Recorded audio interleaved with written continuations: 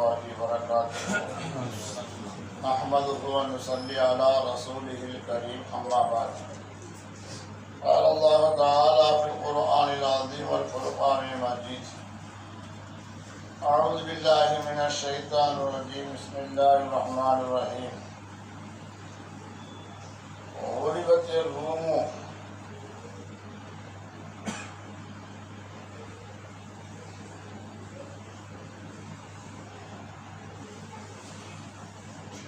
بسم الله الرحمن الرحيم قل اللهم مالك الملك تؤتي الملك من تشاء وتنزع الملك ممن تشاء وتعز من تشاء وتذل من تشاء بيدك الخير إنك على كل شيء قدير صدق الله العظيم. கண்ணியத்திற்குரிய அல்லாஹ்வின் நல்லடியார்களே, பெரியோர்களே, சகோதரர்களே, தாய்மார்களே, அல்லாஹுடைய மாபெரும் பேரவர்களால் நம்மவர்களை அல்லாஹ் ரசூலை பற்றி பேசுவதற்காக வேண்டி தேர்ந்தெடுத்திருக்கின்றார். எத்தனையோ கோடான கோடி மக்கள் இருக்கும் பொழுது ஒரு சிறுவரை மட்டும் அல்லாஹ் தேர்ந்தெடுப்பது அல்லாஹ் அவர்கள் மீது பிரியத்தை வைத்திருக்கிறான் என்பதுதான் அதன் அர்த்தம். கண்ணியத்திற்குரியவர்களே, ஆட்சி என்பது ரெண்டு வகைப்படும்.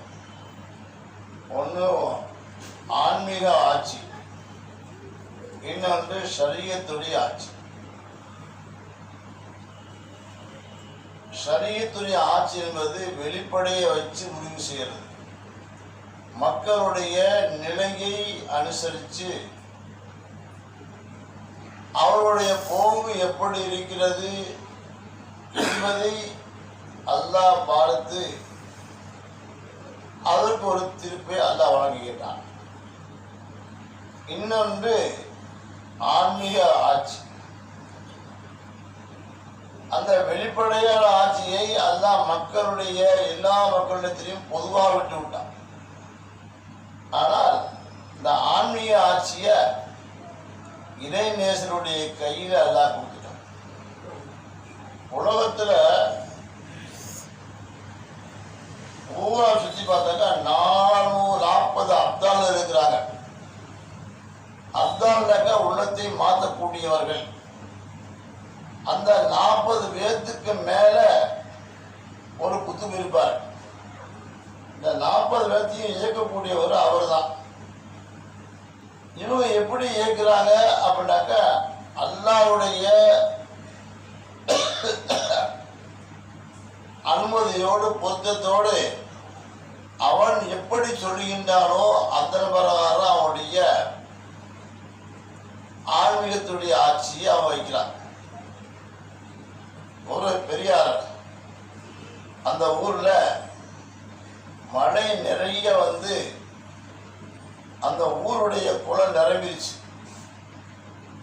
ஆனா மக்கள்லாம் வேரோடி வந்து இந்த பெரியார்ட்ட முறையிடுறாங்க, பெரியவரே அணையில் தண்ணி நிறைய வந்து குளம் நம்பி போச்சு, இன்னும் ஒரு மழை வந்தா அந்த குளம் புட்டு விட்டு ஊரை அழைச்சிடும். ஆனா அல்லாஹ்வை துஆ செய்யுங்க. எப்போதுமே மக்களுடைய பழக்கம் என்னன்னாக்க, நல்லவருடைய பழக்கம் என்னன்னாக்க, ஒரு இக்கட்டான ஒரு சூழ்நிலை வந்தாக்க அல்லாஹ் வாழாக்கிறதுக்கே வருவாங்க, இதே நேரத்தை தேடி வருவாங்க. அது சாதாரண மக்களாக இருக்கட்டும், அல்லது உலமாக்களாக இருக்கட்டும், அல்லது யாராக இருக்கட்டும், அல்லது அரசியல்வாதியாக இருக்கட்டும், எல்லாருமே யார்கிட்ட தேடி வருவாங்கனாக்கா இறை நேசரை தேடி வருவாங்க. அவங்க பார்வையில் இவர் இறை நேசர் என்று தெரிஞ்சால் தேடி வருவாங்க. இதுதான் அன்றைய காலத்தில். அந்த பெரியாற்றில் முறையிடுறாங்க. உடனே அந்த இறைநேசர் என்ன செய்யறாங்களா, அவர் பேரு தௌலா, ஷாரு தௌலா பேரு, வடநாட்டில் இருந்திருக்காரு. இந்த செய்தியை கேட்ட உடனேயே மம்பட்டியை கொண்டு வர சொன்னார். கொண்டு வந்தாங்க. கொண்டு வந்த உடனே அந்த வரவை வெட்ட ஆரம்பிச்சார். மக்கள் சொன்னாங்க, இந்த வரப்பை உடைஞ்சாக்க ஊரே அழிஞ்சு போய் நாங்கள் சொல்றோம், நீங்க என்ன ஆள் விட்டுறீங்க அப்படின்ன உடனேயும் அவர் சொல்றாரு, இதர் மௌலா உதவி ஷாஹ் தௌலா, இந்த எஜமான எந்த பக்கம் இருக்கானோ அந்த மாதிரி நாடு இருப்பேன், உங்க சொல்றது கேட்க முடியாது. எஜமான எதை சொல்லாத நான் கேட்பேன், நீங்க சொல்ல கேட்க முடியாது அப்படின்னாங்க. அல்லாஹ் பார்த்தேன், என்னுடைய அடியான் என்னுடைய ஆன்மீக ஆட்சியில எந்த ஒரு மாறும் செய்யல, அதனால தண்ணியை குறைச்சு ஒரு மம்பட்டி பிடிச்சி வெட்ட வெட்ட தண்ணி கீழே இறங்கிருச்சு. இது அல்லாஹ்வுடைய ஏற்பாடு, கராமத்து தான். மரபு வெட்ட தண்ணி ஊருக்குள்ள பாயணும் இல்லையா, அது பாருங்க தண்ணி குறைஞ்சிச்சுனாக்க இது ஆன்மீகத்துடைய ஆட்சி. இது ஒரு சிலருக்கு அல்லாஹ் கொடுப்பான், இது இல்லாம கொடுக்கறதில்லை. ஒரு தடவை ரஷீது கங்கூர் ரஹ்மத்துல்லாஹி அலைஹி நாசவன்ட்ட முடி ஓட்டுக்க உட்காந்தாங்க. உட்காந்தவளுக்கு ஏதோ ஒரு கலக்கம் ஏற்பட்டு நாசவன் சொன்னாங்க, ஏப்பா கொஞ்சம் பொறுப்பா நான் வந்துடுறேன் அப்படின்னு கீழே இறங்கி வந்தாங்க. வந்துட்டு கொஞ்சம் நேரம் சொல்லிட்டு வந்தாங்க, அவங்களுடைய ஆடையெல்லாம் நனைஞ்சிருச்சு. அப்போ கேட்டாங்க, நாசம் கேட்டான், ஏன் ஆடை நனைஞ்சிருக்குது அப்படின்னாக்க, கடலில் ஒரு பையன் முழுகிற மாதிரி சூழல் வந்துருச்சு, அல்லாஹ் எனக்கு உத்தரவு உடம்பு எழுத சைபடி உடனே நான் போய் கடலில் போய் அவனை தூக்கி வெளியே விட்டு வந்தேன். இது ஆன்மீக ஆட்சி, இது நம்ம கையில் கிடையாது. அந்த ஆன்மீக ஆட்சிங்கிறது வேற, வெளிப்படையான ஷரியத் ஆட்சிங்கிறது வேற. இத்தனையோ அவுலியாக்கள் ஷரியத்துக்கு மாற்றமாக அவங்க சில விஷயங்களை செய்வாங்க, ஆனாலும் அந்த மாற்றமான செய்தி மற்றவங்களை பாதிக்காத செய்வாங்க. இது அவனுடைய வேலை. இசை கேட்பது கூடுமா கூடாதா, சரியத்து ரீதியாக கூடாதுதான், சட்டப்படி கூடாதுதான். ஆனால் சில பெரியார்கள் அதற்கு நிஜாமுதீன் வலியுல்லாஹி போன்றவர்கள்லாம் தஃப் அடிச்சு ராகம் போட்டு படிக்கிறதுல நம்ம கட்டிக்கிறாங்க. ஆமாம், அதனால் அவங்களது தபரே ஆலம் பாதுஷால் பேர். தபரேனாக்கா தபா தான், தஃப்னு அர்த்தம் உருதுல. அது தபரே ஆலம் உலகம் கூடாது பதிலுவாங்க. அந்த அமைப்பில் தான் இன்னைக்கும் அங்கே போய் டெல்லியில் போய் பார்த்தோம்னாக்க அவர் இடத்துல யாராவது பேசுவாங்க, அந்த கவாலி படிச்சுட்டே இருப்பாங்க, இசை பார்த்துட்டே இருப்பாங்க. அது காணலாக்க அவங்களுடைய தொண்டுவார்களுடைய தான்.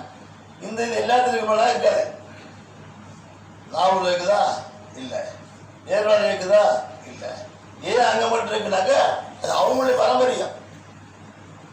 ஆனால் அப்படி வெளிப்படையாக அவங்க அந்த செயலை செஞ்சாலும் கூட அந்த செய்வதற்கு காரணம் இறை காதல் தான். அவங்களுக்கு இறையுடைய காதல் அப்படியே வாய்ப்பட்டார். ஆனால் இது மக்கள்கிட்ட பரவக்கூடாதுக்காக வேண்டி அன்றையுடைய ஆட்சியக்கூடிய மொகலாய பேராசிரியருடைய ஆட்சியில் ஒரு காதலை நியமிச்சிருந்தாங்க, ஜியாவுல் ஹக்கீம் சொல்ல முடியும். அவர் என்ன செஞ்சாரு, வந்தார் சொன்னாரு, நிஜாமுதீன் நீங்கள் செய்வது சரியத்துக்கு மாற்றமானது, இதை நீங்கள் செய்யக்கூடாது, விட்டுருங்க அப்படின்னு சொல்றாரு. அவங்க என்ன சொன்ன காரை வாங்கலை. இந்த மாதிரி சில இருக்கா இல்லையா, என்ன சொல்ல காரை வாங்க மாட்டாங்க, அவங்க பேசி பேசிட்டுருப்பாங்க. அந்த மாதிரி காரை வாங்கலை. அவங்க காரை வாங்கினாக்கா அது வேற, அப்படியா இருக்கு. இப்படியே கொஞ்ச நாள் போச்சு.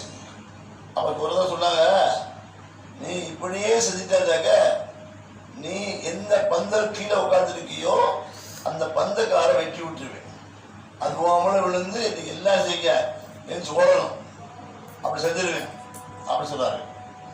அதே மாதிரி ஒரு நாள் இவன் படிச்சும் போது பந்தக்காரை வெட்டி விட்டாரு. இது மேலே விழுது பாரமா இவங்களோட சேர்ந்து அது ஆரம்பிச்சிச்சு. அதுவும் பந்தல் ஜெயிச்சுட்டு ஆரம்பிச்சு. பார்த்தாங்க, ஏன் காலம் முறி போச்சு, நான் போயிட்டாங்க. நான் சரியத்தை பேணணும், ஆட்சியாளருடைய அனுமதி உத்தரவு, இது வெளிப்படையான ஆட்சி, அதனால நான் செய்வதை செய்துவிட்டேன். அதுக்கு பின்னாடி குழந்தை அல்லா பத்தியில் போயிட்டாங்க. அதே நேரம் இன்னொரு செலவு ஏற்படும் பொழுது அந்த சபையில் இவங்களும் உட்கார்ந்துக்கூடிய சூழ்நிலை ஏற்பட்டுச்சு. ஒரு திருமண வைபவம், இவங்களும் அழைக்கப்பட்டிருக்காங்க, அவரும் அழைக்கப்பட்டிருக்காங்க. அவர் அழைக்கப்பட்ட நேரத்தில் ஒருத்தர் கபாடி படித்தார். படித்த உடனே இவங்க எந்திரிச்சு ஆட ஆரம்பிச்சாங்க. எந்திரிச்சு ஜெபிச்சுட்டு ஆரம்பிச்சாங்க. கோவம் வந்துருச்சு இந்த நீதிபதிக்கு. நான் சொல்லிட்டே இருக்கிறேன், எனக்கு முன்னாடி நீ ஆடுறதா இது கூடாது. அப்படியே போர்படி பிடிச்சி சத்தம் போட்டு அமுக்கி கீழே உட்காந்துட்டார். அவர் ஒரு பெண்ணாவை செஞ்சு உட்காந்துட்டாரு. அவரையும் சத்தம் போட்டாங்க, படித்தவரையே பாருப்பா. அப்போ இன்னொருத்தருக்கு ஜோஷ் வந்துருச்சு. அவரே படிக்க ஆரம்பிச்சார். படிக்க ஆரம்பித்த உடனேயும் திருப்பி வந்து ஆரம்பிச்சாங்க. இப்போ ரொம்ப கோவம் வந்துருச்சு. சொல்றாங்க, அதாவது நான் வந்து சரியத்தை பேணக்கூடியவன், நான் உங்களை முதல்ல தடுத்து நீங்க மீறி உட்காந்துட்டீங்க. இப்ப திருப்பி ஒருத்தர் படிக்க ஆரம்பிச்சிட்டா திருப்பி ஆரம்பிக்க. ஆனா முடிச்சு அந்த தோல்வி பிடிச்சி அமைக்க உட்காந்துட்டாங்க. ரெண்டாவது தடவை. மூணாவது தடவை என்ன ஆகி போச்சுனாக்க அதே மாதிரி இன்னொரு படிக்க ஆரம்பிச்சிட்டாங்க. படிக்க ஆரம்பித்த உடனேயும் இவங்க வந்து ஆட வச்ச உடனே இவங்க அப்படியே பார்க்குறாங்க. பார்த்துட்டு எந்திரிச்சுட்டு கை கட்டி அப்படியே பார்த்துட்டே நிற்கிறாங்க. மக்கள் கேட்டாங்க, 2 தடவை அவங்க உட்கார சரீரத்தை கேட்டீங்க, 3ஆவது தடவை ஏன் நீங்கள் தடுக்கல அவரை, என்ன காரணம் அப்படின்னு கேட்கும் பொழுது அப்போ அவர் சொன்னாரு, அவர் வந்து இறை காதல்ல ரொம்பவும் வெகுசி போயிட்டு வருவாரு. முதல் தடவை வந்து அவர் வந்து ஆடும் பொழுது அவருடைய ரூம் வந்து முதல் வானத்து வரைக்கும் போயிடுச்சு. அல்லாஹ் எனக்கும் முதல் வானம் வரைக்கும் போகிற ஆற்றல் கொடுத்தா பிடிச்சி இழுத்து கொண்டு வந்து கீழே உட்கார வச்சுங்க. 2ஆவது அவர் ஆடும் பொழுது அவருடைய ரூம் ஏழாவது வானம் போயிடுச்சு. எனக்கு 7ஆவது வானம் வரைக்கும் போக எனக்கு ஆற்றல் இருந்துச்சு. நான் அங்கே போய் பிடிச்சி கொண்டு உட்கார வச்சுட்டேன். 3ஆவது தடவை அவருடைய படிக்கும் பொழுது ஆரம்பிச்சாரு. இப்ப என்ன ஆகி போச்சுனாக்க அல்லாஹ்வுடைய சன்னிதானத்தில் போய் அவர் நின்று விட்டார். அல்லாஹ்வுடைய சன்னிதானத்துக்கு முன்னாடி என்னால் ஒன்று செய்ய முடியாது, சரியத்தை பேண முடியாது, ஒன்றுமே செய்ய முடியாது. நானும் அவரை பார்த்து நான் ரசித்திருக்கவில்லை, அல்லாஹ்வுடைய தல்லியாத்தை பார்த்து ரசித்துக் கொண்டே இருந்தேன். அதனால் எனக்கு ஒன்றும் செய்ய முடியவில்லை. அப்ப என்ன ஆகுதுனாக்க இவர் பெரும்பான்மைவாதிதான், ஆனாலும் எனக்கு வெளிப்படையான சரியத்தை பேர்படி சொல்லப்படுச்சு. முதல்ல ஹவுசுல்வாதத்தை கேட்டாங்க, மனசுல அல்லாஹ் வந்து ஆனால் தான் அண்ணன் ஹக்கு சொன்னாரு. அதனால சரியத்து ரீதியாக என்ன கேட்டாங்கன்னாக்க அவர் வந்து கொலை செய்யணும் அப்படின்னு அபியூசனம் சொல்லி என்னது சட்டம் கொடுத்தாங்க. இது ரைட்டாக தப்பா அப்படின்னு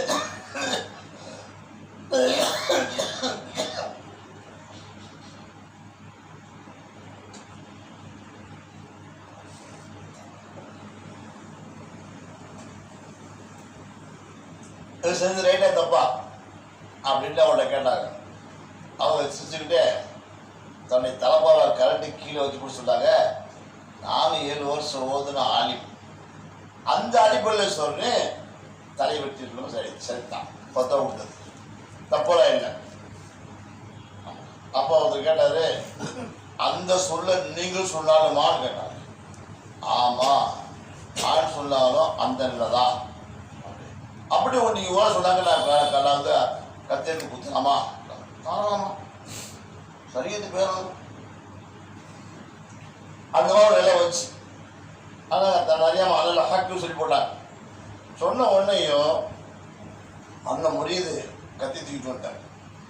தூக்கிட்டு வந்து குத்துறா, இப்படி குத்துறா, அப்படி குத்துறாரு, ஒன்றுமே ஆகலை. அப்புறம் கொஞ்ச நேரம் அவர் தெளிவுபட்டு வந்தவொடனே கேட்டாங்க, என்ன நீங்கள் இப்படி இருந்தீங்க, நான் கத்தியது கொஞ்சம் கத்தி இப்படி போச்சு, நீங்கள் உங்கள்கிட்ட உட்காந்துனால நானும் என் பனாப்பில்லா போன பிறகு எனக்கு அல்லா மத்தியோட தொடர்பு என்னன்னா செய்வது, எனக்கு எல்லாம் புரிஞ்சியாது செஞ்சது. அப்படின்னு சொல்லிட்டாங்க. சொல்றது நோக்கம் என்னன்னு சொன்னா, ஆன்மீகத்தினுடைய ஆட்சிங்கிறது வேற, ஷரியத்துடைய ஆட்சிங்கிறது வேற. ஷரியத்துடைய ஆட்சிங்கிறது வந்து வெளிப்படையை பார்த்து செய்வான். அது எப்படி செய்வான் அது அவனுக்கு தெரியும், நமக்கே கிடையாது. ஒரு தடவை அலி அல்லாஹ் தஆலாவுக்கு வந்து சலதா கொடுத்தாங்க, பேச்சு கொடுத்து இதெல்லாம் பங்கு கொடுன்னு சொன்னாங்க. அப்போ அஜிதா கேட்டாங்க, யார் ரசூலல்லாஹ், இந்த பேச்சு வந்து எல்லாரும் கொடுக்க சொல்றீங்க, எப்படி கொடுக்கறது? அல்லாஹ் கொடுக்க சொல்ல மாதிரி கொடுக்கவா அல்லது நீங்க சொல்ல கொடுக்குவா கேட்டாங்க. அப்போ அவங்க சொன்னாங்க, அல்லாஹ் கொடுக்க சொல்லி கொடுங்க அப்படின்னாங்க. உடனே வேணாங்க, ஒருத்தருக்கு 1, ஒருத்தருக்கு 3, ஒருத்தருக்கு அதிகம் கொடுத்தாங்க, ஒருத்தர் ஒன்றும் கொடுக்கவே இல்லை போனாங்க.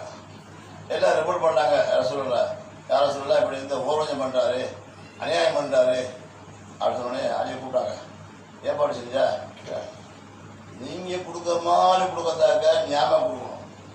எல்லாம் வந்து அப்படி கொடுக்க மாட்டேன், ஏழைக்கு ஒரு மாதிரி கூட பணக்காரத்துக்கு கொடுக்குறான். ஆமாம், சில காலம் வந்து ஒரு தகுதி இல்லாத பணத்தை கொடுக்குறான். இந்த எல்லா தகுதியோடும் ஒன்றும் கொடுக்குறது இல்லை. எல்லாம் வந்து இது அவனுடைய நியதி. அந்த நான் செஞ்சேன். நான் சொல்ல பேசாமல் சிரிச்சுட்டு பேசாமட்டான். இதுதான் ஆன்மீகத்துக்கு வித்தியாசம். அதனால வெளிப்படையை வச்சு எந்த முடிவு செய்ய முடியாது.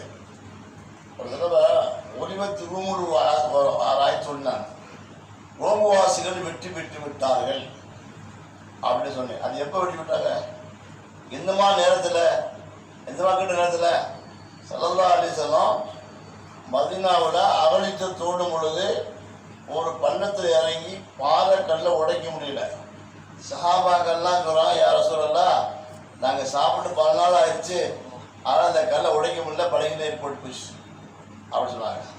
ஸல்லல்லாஹு சொன்னாங்க, நானும் சார் 10 நாள் ஆச்சுப்பா, என்ன நானும் பசியாத்தே இருக்கிறேன், இதெல்லாம் கொண்டா நான் உடைக்கிறேன். ஸல்லல்லாஹு ஆன்மீக பலம். சாதாரண மனிதனுக்கு பண்ணாக்க சிலதுக்கு 100 ஆண்களுடைய படத்தை எல்லாம் கொடுத்துருக்காரு சொல்லுவாங்க, ஆன்மீக படத்தை. அந்த அடிப்படையில் சொன்னாங்க, கொண்டா வேணாம், வாங்கி ஓங்கி அடி போட்டாங்க, அப்படியே செதறிச்சு.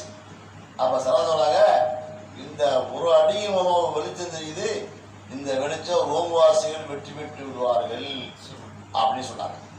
இது சொன்ன உடனேயும் சஹாபாக்கா நிறைய தப்பு சொன்னாங்க. ரசூலுல்லாஹ்வுடைய சொன்ன வார்த்தை பொய்யாகாது அப்படின்னு நம்பினாங்க. இந்த செய்தியை மக்காவாசிகள் 14 சுற்றுப்புறத்துலாம் கேள்விப்பட்டு எள்ளி நகையாடினாங்க. இது நடக்குமா? காரணம் என்னன்னாக்க, அந்த நேரத்தில் வந்து ஏகாதிபத்தியம் உள்ளவங்க வந்து, அதாவது ஈரான்காரங்க அன்றைக்கு, ஆமாம், நெருப்படக்கூடியவங்க அன்றைக்கு அவங்க வந்து, இன்னைக்கு வேற நெருப்படக்கூடியவங்க, அவங்களுக்கு உள்ள பக்கா பணம் இருக்கிற இல்லையா, அது உலகத்து யார்கிட்டையும் கிடையாது அந்த நேரத்தில்.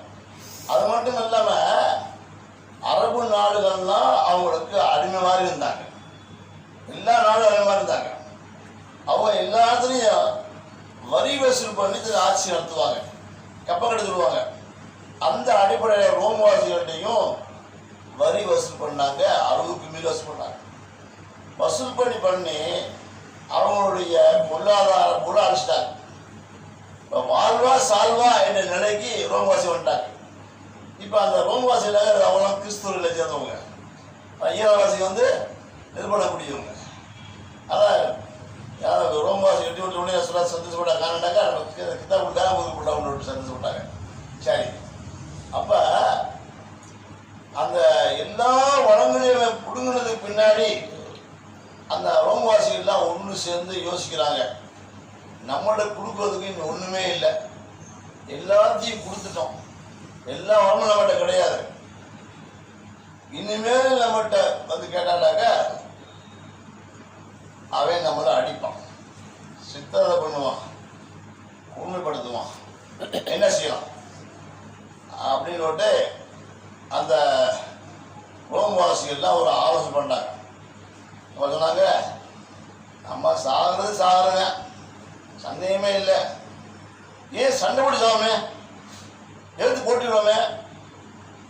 சில சொன்னாங்க, பயங்கரமான பலம் உள்ளப்பா, மட்டை முதலுது, பரவாயில்ல, நீ பேசுகிறான் இல்லையா, அமெரிக்கா ஈரான் பேசுகிறான் இல்லையா, அவங்க மாதிரி பெரிய விவாதம் பார்த்தீங்கன்னா அவன் ஒன்றுமே செய்ய முடியாது அப்படின்னாங்க. இஸ்லாமிய தாங்க இது வருவா பார்த்துருவான், ஒன்றா என்ன பார்த்துருவான் நம்ம ஜாலியா. அந்த மாதிரி அன்னைக்குள்ள இருந்துச்சு. அன்னைக்குள்ள ஈரான் வந்து நெருப்படக்கூடியவங்க உடம்பாசிகள் தான் இருக்காது கிறிஸ்தவர்கள். இப்போ இவங்க என்ன முடிவு செய்யறாங்கன்னாக்க அவனை எதிர்த்து சண்டை போடணும் அப்படின்னு முடிச்சுட்டாங்க. சண்டை போட சொல்றாங்க, உனக்கு நாங்கள் வந்து வரி கொடுக்க முடியாது, வா சண்டைக்கு வாட்டாங்க. உடனே அவளுக்கு கோபம் வந்துருச்சு. ஒரு பெரிய ஒரு படையை அனுப்புறான். எதுக்கு?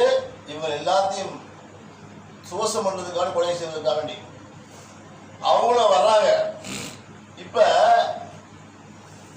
இவங்க ரோமவாசிகள் எப்படி சண்டை வர்றாங்க? உயிரை துச்சமா கருதி சண்டை வர்றாங்க.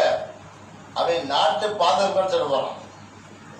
அதனால முதல் நாள் வெற்றி கிடைக்கல. பல நாட்கள் வந்து இவங்களுக்கு வெற்றி அடிக்கல, அவங்க வெற்றி அடிக்கல. இப்படியே இருந்தவனைய அந்த ஈரானுடைய அதுக்கு கோபம் வந்துருச்சு. என்னடா அவன்கிட்ட எந்த பலமும் இல்லை, அவன்கிட்ட எந்த பலமும் இல்லை, அவனை வந்து இவங்க அடிக்க முடியலையே. அதனால ஒரு தபால் எழுதுறான், துணை தளபதிக்கு தபால் எழுதுறான். இந்த தளபதியுடைய தலையை வெட்டி போட்டு நீ அந்த இடத்துல தளபதியாக இருந்து போட்டி விட்டு வெட்டி கொட்டுவான் அப்படின்னு சொல்றான். கொண்டு வந்து கொடுத்தவனுக்கு தளபதி யாரோ துணை தளபதி தெரியல அவனுக்கு. அவன் என்ன செஞ்சான், நேர தளபதி இலக்கணை கொடுத்துட்டாங்க தவற. அவன் தளபதி வாங்கி படிச்சு பார்த்து போட்டு நம்ம தலையில சிவ சொல்லியிருக்கா, நான் மூத்தாலதான் உடனே மாத்திட்டு என்ன மாத்திட்டாக்க, துணை தளபதிகள் எத்தனை பேர் இருக்காங்களோ எல்லாத்தையும் கொடுத்துட்டு எல்லாரும் புதுசு நியமிச்சுக்க அப்படி மாறி மாற்றி எழுதிட்டாரு. அண்ணாவுடைய வேலை நம்ம கையில் இல்லை. எழுதி கொண்டு வந்து எல்லா துணை தலைவர்களால் எல்லாத்தையும் ஒன்று சேர்த்து கேட்கிறாரு. அரசர் வந்து நீங்க உங்களால வெற்றி பெற முடியலையா, அதனால உங்க எல்லாருடைய தலையும் பொய்யபடி அவர் உத்தரவு போட்டுக்காரு. இப்போ நான் என்ன செய்ய, உன் தலையெல்லாம் காலி பண்ணிட்டு புதுசாக நியமிக்கவா? ஆனால் என்ன செய்யலாம், எல்லாம் எனக்கு கொண்டாட்டு உள்ள இருக்குது, அது இருக்குது தனி விட்டாதீங்க, முடிஞ்சாதீங்க அப்படின்னா கலறாங்க. அப்போ நான் சொல்றேன் கேட்குறீங்களா? நான் கேட்குறேன். நம்ம அரசருக்கு வந்து தலைக்கண்ணு அதிகமாக போயிடுச்சு. அதனால இந்த ரோமவாசிகளை உள்ளே விட்டுருவோம், போய் ஒளி பண்ணட்டும், அவன் நம்ம சண்டை ஒரு மாதிரி போட்டு அவன் உள்ளே விட்டுருவோம் அப்படின்னு சொன்ன உடனே செருட்டில் ஒத்துக்கிட்டாங்க. உடனே ரோமவாசி தபாடுறாங்க, நாங்கள் சண்டை விடுவதை போன்று பாவனை பண்ணுவோம், எங்களை உள்ளே வந்து அரசனை கொலை செஞ்சுருங்க அப்படின்னு உத்தரவு போட்டான். இது அரசருக்கு தெரியாது. இவங்க உள்ள போய் அரசரை கொலை செஞ்சுட்டு ரோமவாசிகள் வெற்றி பெற்று விட்டார்கள். சரி, இந்த செய்தி எப்போ வருது? ஃபத்தஹ் மக்கா நேரத்தில் வந்தது. ஸல்லல்லாஹு அலைஹி வஸல்லம் ஃபத்தஹ் மக்காவில் வந்து மதீனா மக்காவாசியில் வந்து எல்லாத்தையும் இஸ்லாமாக்கி வெற்றி படி நாட்டுறாங்க அப்படிங்கிற செய்தி வருது. டபுள் செய்தி, சுவ செய்தி. ஒன்று ஃபத்தஹ் மக்கா, இன்னொன்று ரோமவாசிகளுடைய வெற்றி. ரெண்டையும் கேட்டது எல்லா சஹாபாக்களுக்கும் ஒரே சந்தோஷ கொண்டாட்டம். ஏன் சொல்ல வர சொன்னா, அல்லாஹ்வுக்கு முன்னாடி நம்மளுடைய அவன் அப்படியாவது இப்படியாவது ஒழிஞ்ச முடியாது, அதெல்லாம் காரணம் கிடையாது. அவன் நினைச்சா என்ன செய்வான், புரில்லா உண்மை மாலிக்கல் முல்க், அரசனுக்கெல்லாம் அரசனே நீ நாடிற்கு ஆட்சியை கொடுப்பாய். தஷா நீ நாடுகளுக்கு தந்தி தஷா, நீ நாடுகளுக்கு ஆட்சியை புடிங்கிற நீ, அது உங்கையில் இருக்குது. நீ நாடு கண்ணித்து கொடுப்பாய், நீ நாடு கண்ணித்துக்கு இறங்கிடுவாய். எவ்வளோ தம்பட்ட அடிக்க முடியாது, நான் பெரியாரு அப்படின்னாக்கா நாளைக்கா இருக்கிறது சொல்லலாம். அதனாலயா மந்தாய்க்கால் துதிக்கல் சொல்லுவாங்க அதில் அரபியில் பழமொழி. எவரை சிரிப்பதை பாசிக்கிறானோ அவன் நாளைக்கு சிரிக்கப்படுவான். இவன் அடுத்த பார்த்து சிரிச்சானாக்க இவனை வாசிக்கிறது 10 பேர் வருவாங்க. அதான் அவன் நடைமுறை. அதனால யாரையும் லேசாகவும் கருதக்கூடாது, யாரையானது எள்ளி நகையாடவும் கூடாது, கேவலம் அணியக்கூடாது. நாளைக்கு நமக்கு வேற ஒரு இடத்துல நம்ம கேள்விப்படுத்துவான். அதனால எல்லாத்தையும் கண்ணியமான முறையில் பார்க்கணும், அடக்கணும். அதனால ஆட்சி மாறி இருக்குது அப்படிங்கிறது அது நம்ம கையில் இல்லை, எல்லாரோட கையில் இருக்குது. நம்ம என்ன செய்யணும், துஆ செய்யணும். யா அல்லாஹ், நீ யாருக்கு ஆட்சி உரிமை எனக்கு தெரியாது, ஆனால் எங்களுக்கு நன்மை உண்டாக்கு, எங்களை நன்மை உண்டாக்கு. இது உன் கையில் உள்ளது, நம்ம நினைக்கிறோம் எல்லாரும் சேர்ந்து இவங்க வருவான்னு நினைச்சு நம்ம வந்து அல்லாஹ் மாற்றி போட்டான். இது அவனுடைய நியதி, நம்ம கையில் ஒன்றும் கிடையாது. ஆனால் அல்லாஹ் என்னை செய்தானோ அதை கொண்டு பொருந்து வாழக்கூடிய பல பக்குவம் வந்துடணும். இது ஆன்மீகவாதத்துடைய அடையாளம். ஷரியத்துங்கிறது வேற, ஆன்மீகங்கிறது வேற. நம்மெல்லாம் ஆன்மீகத்தில் கொஞ்சம் கொஞ்சமாக படித்தரம் வச்சுக்கிறதுனால என்னன்னாக்க அல்லாஹ் சொன்னதை அப்படியே புரிந்து கொண்டு வாழக்கூடிய பக்குவத்தை ஏற்பட்டு அப்படி வாழ பருவது போனாக்க வாழ கிடைக்கும். இது அங்கே மட்டுமல்ல, வீட்டுக்குள்ளேயும் அப்படித்தான், வெளியே அப்படித்தான், பகல்லாவில் அப்படித்தான். யாரையும் லேசாக நீ கருதுன கருதுனா போச்சு. கிதாபில் எழுதியிருக்காங்க, வாதி பிரதிவாதி. வாதி ரொம்ப படிச்சிருக்கான், திறமையானவன். பிரதிவாதி ஒன்றும் படிக்கவே இல்லை. இப்போ என்ன நினைக்கூடாதாங்க, பிரதிவாதிக்கு ஒன்றும் தெரியாது, பண்ணிடுவோம், அவன் எப்படியாவது படைக்கிடுவோம் அப்படின்னு நினச்சி போவான். அங்கே நேர் மாற்றம் போயிடும். அவன் பிரதிவாதி தன்னுடைய நடைமுறைவாதி உள்ள அடிச்சு போடுவான் பேச்சிலேயே. இது அல்லாஹ்வுடைய ஏற்பாடு. ஏன்னாக்க இவன் நானுங்கிற அகம்பாவை வச்சு எல்லாம் தூக்கி பிடிச்சிட்டான். இது அவனுடைய ஏற்பாடு. அதனால யாரையும் லேசாக இவன் தானே, இவனை வந்து ஒரு பல்ப் அடியிடலாம், பெரிய விஷயம் அப்படின்னு நினைக்கூடாது. அவ்வளோதான். அவருக்கு வந்து ஒன்றும் தெரியாது சொல்ல நம்ம உஷாரத்தை இருக்கணும், நல்லா பார்க்கணும் அப்படிங்கிற மாதிரி என்ன நல்ல எண்ணத்தை வைக்கணும். அவரை எப்படி நாம் வளர்க்கணுங்கிறத சோதிச்சு வந்துக்கணும், பண்ணி வைக்கணும். நான் சொல்கிறது, பரீட்சையில் வந்து நான் நல்லா படிக்கிறேன், நான் தான் ஃபஸ்ட்டு வருவேன் அப்படின்னு சொல்லக்கூடாது, பெருமடிக்கூடாது. எங்கள் மாசாலா பெண்கள் மாசாலா ஒருத்தர் சொன்னார், வருஷம் நான் தானே ஃபஸ்ட்டு வரேன், என்னை மிஞ்சிக்கு எவனவே இல்லைடா அப்படி சொன்னார். இன்னும் சொன்னார், அப்படியே பெருமை அடிக்காத, அல்லா நானாங்க நான் அவ்வளோ வந்துடுவேன். வந்துடுவியா, நகலாமா, போட்டி படிக்கலாமா, வா நல்லா. இவர் சரி உடைச்சாரு, 2 பேரும் போட்டி படிக்கிறாங்க. கடைசினாரு சொல்லி இவர் ஜெயிச்சிட்டார். போட்டி போடாம இல்லையா, பார்க்கலாம்னாரா இல்லையா, உன்னை எழுத்து நான் போட்டி ஜெயிச்சிருந்தா இல்லையா மாதிரி இவர் ஃபர்ஸ்ட் வந்துட்டாரு. அப்புறம் அவர் வந்து இவர்கிட்ட மன்னிப்பு கேட்டார். நான் அப்படி மமதையை பேசக்கூடாது, கணக்கெடுத்து பேசக்கூடாது, எதிர்ப்பு ஆகி போயிடுச்சு. நம்ம வந்து நல்ல கித்தாப் நல்ல நிறைய பார்த்து போயிருக்கோம். ஆனால் நம்ம கேட்காதது அங்கே அவங்க பதில் வருவாங்க, கேள்வி வருவாங்க. அவங்க ஒரு தடவை எங்கள் அரிசி நினச்சாங்க, கேள்வி கேட்டாங்க. அதாவது நாங்கள் எல்லாமே இப்படிலாம் வரும்னு நினச்சி நம்ம கித்தாப் பார்த்துட்டு போனோம். அது நாங்கள் முதல் பகுதியில் எல்லாம் கேள்வி கேட்டாங்க. முதல் பகுதி யாரும் கேள்வி கேட்க மாட்டாங்க அப்படின்னு நினச்சி போனாங்க. முதல் பகுதியில் எல்லா கேள்வி வந்துருச்சு, எல்லா ஃபெயில், ஒருத்தரோட பாஸ் இல்லை, எல்லாம் ஃபெயிலாக போயிட்டாங்க. காரணம் என்னன்னாக்க நான் இந்த அகம்பாவுக்கு உண்டாகி போச்சு. அதை பார்த்துக்கிறேன். ஒரு அஜித் வந்தார், நான் வந்து 2ஆம் நாள் ஓதிக்கிட்டு இருந்தேன். அதனால உனக்கு 1ஆம் நாள் எல்லாத்துக்கும் தான் கேட்க தெரியா, கேளுங்க, நான் நல்லா ஓதிக்கலாம், இதான் மனப்பாடம் எனக்கு. ஏய் நான் கேட்டுருவேன், மாட்டிக்கிற வண்டிக்கு, ஆமாம் ஒழுங்கா சொல்லு, கேளுங்க அஜித்து. அப்புறம் கொஞ்சம் திமிரா பேசினேன்.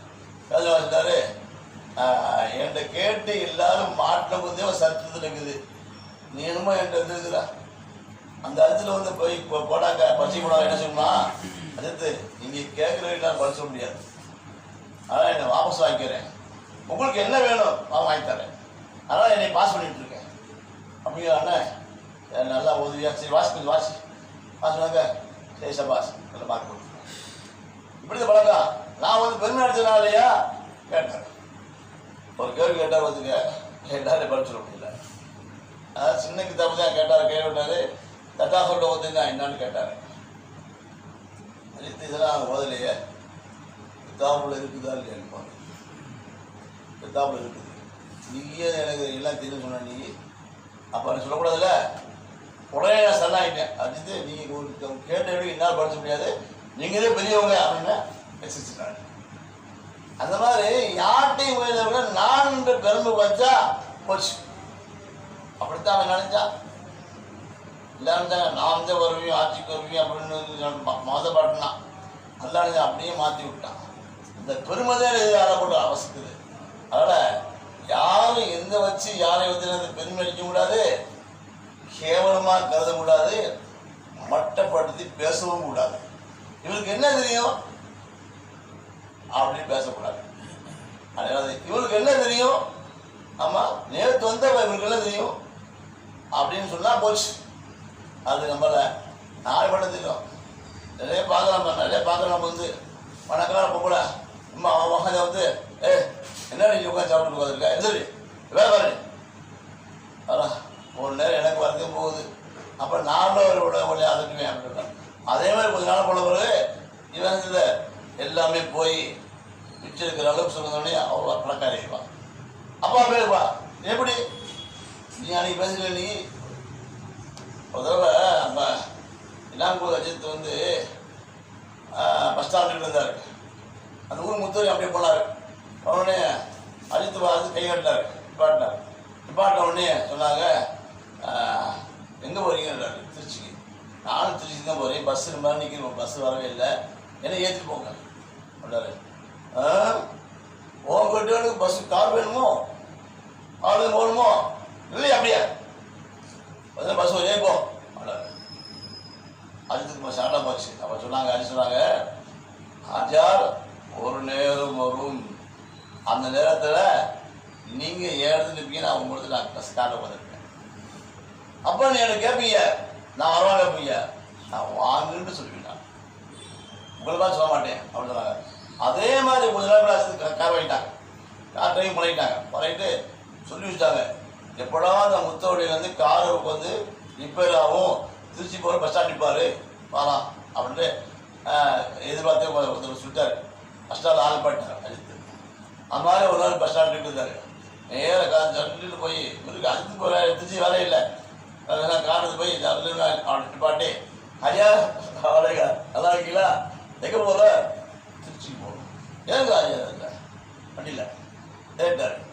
ஏறின உடனே அப்போ சொன்னார், ஐயா ஒரு நேரம் நான் அங்கிட்டு இருந்து நீங்கள் காலைல வந்தீங்க, அப்போ என்ன சொன்னீங்க, உங்ககிட்ட காலம் இருக்குதோ நீ பெரிய ஆளாகிட்டியோ அவங்களாரு, அதுதான் இன்னைக்கு நீ பெரிய ஆளாகிட்ட ஒரு சின்ன ஆளாகிட்டேன் ஏறுங்கன்னு சொன்னாங்க. உங்களை மாதிரி நான் திபுராளி பேசுகிறேன் வாங்க, இதுதான் வாழ்க்கை. அதனால் யார் இருக்கிறத லேசாக கருதக்கூடாது. ஆமாம், அப்படி கருதும் நமக்கு நஷ்டம்.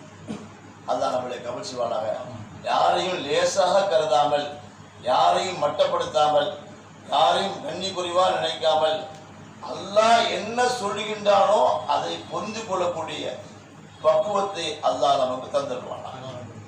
அல்லாஹ் இல்லாதெல்லாம் பயந்துடுவான். நம்ம நினைக்கிறது ஒன்று, அல்லாஹ் நாடுறது ஒன்று. ஆமாம், நம்ம நினைக்கிறதா இருந்தாக்கா நல்லா எதுக்கு போகிறான், நான் நல்லாத்தையும் முறையத்தை ஜக்காத்தை கொடுக்குறேன், நல்லா எனக்கு பழக்காடாக்கிடுவான் அப்படின்ட்டு நிறைய பேர் இருக்காங்க. கடைசி வரைக்கும் ஏழையத்தை இருக்காங்க வந்து கொஞ்சம் கொஞ்சோடு பணத்தோடு அப்படியே போயிடுறாங்க வந்து. சில இருக்காங்க நல்லா தெரிஞ்ச பணக்கார வைக்கிறான். எப்படி பணக்காராங்க இது எனக்கு என்ன தெரியும், அந்த நாட்டாரு ஒன்றுமே லாயக்கு இல்லை, எந்த தகுதியும் இல்லை, பணக்காரன் வைக்கிறான். நான் ஒருத்தர் பார்த்தேன், நொண்டிதான், எந்த திறமையும் இல்லை. அதுதான் அவருக்கு ஒரு சின்ன வியாபாரத்தை கொடுத்தவரு பெரிய பணக்காரராகி மாடி வீட்டு கட்டி அதாவது கார் வச்சுக்காரு, எல்லாம் வச்சுக்காரு, எதாவது இருக்காரு. பார்த்து ஆச்சரியமாக இருந்துச்சு. என்னடா எந்த ஒரு தகுதி இல்லாதவனுக்கு எல்லாம் கொடுக்குறான். இது அவன் ஏற்பாடு. அதனால் யாரையும் துச்சமாகவோ மரியாதை குறைவாகவோ எண்ணுவது நம்முடைய வாழ்க்கையுடைய தரத்தை நம்மளே குறைக்க பாருங்க. அதனால் யாரை செய்றீங்க, லேசாங்கிறதாங்க, மட்டமானிக்காதீங்க, அவன் பிரதிவாதி தேவைப்பா அப்படின்னு அவனை வழியில் பண்ணிடுவான் அப்படின்னு சாதிங்க. அல்லாவுடைய ஏற்பாடு எப்படி இருக்கோ அப்படி தான் இருக்கும். அல்லாஹ் நம்மளே கவனிச்சு வாழாங்க.